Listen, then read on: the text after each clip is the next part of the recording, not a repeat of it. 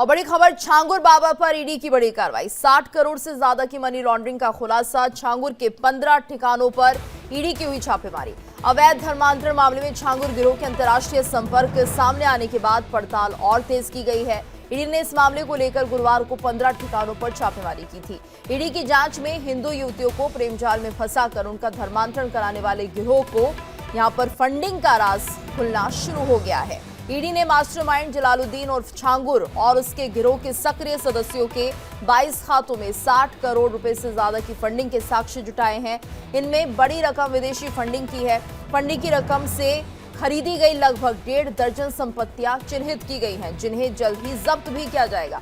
और इनमें अधिकतर संपत्तियां बलरामपुर और आसपास के जिलों में नवीन रोहरा उर्फ जमालुद्दीन और उसकी पत्नी नीतू रोहरा उर्फ नसरीन के नाम पर खरीदी गई थी। विदेश से भेजी गई और रकम की जानकारी जुटाने के लिए 1.5 दर्जन से ज्यादा और बैंक खातों की छानबीन भी की जा रही है। तो लगातार रोज नए खुलासे हो रहे हैं। छांगुर के ठिकानों से ईडी को क्या क्या मिला है ये भी समझिए। सोना, नकदी, लग्जरी गाड़ियां, जमीनों के सौदों से जुड़े हुए दस्तावेज, दुबई, यूएई से फंडिंग के सुराग ईडी को मिले हैं। और ऐसे में ये भी देखना होगा कि जहां पर ईडी ने कार्रवाई की है वो कौन कौन सी जगह रही है, कहां का ईडी ने ये छापेमार कार्रवाई की है।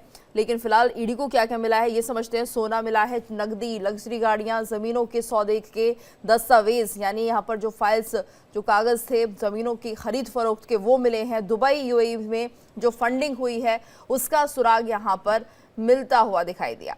तो काफी कुछ मिला है ईडी को। और ऐसे में ईडी अब पता लगाने की कोशिश कर रही है कि आखिर ये सब कैसे आया। सोना काफी तादाद में मिला है, नकदी, लग्जरी गाड़ियां कई हैं, जमीनों के सौदों से जुड़े हुए कई दस्तावेज हैं जो बता रहे हैं कई संपत्तियां खरीदी गई हैं।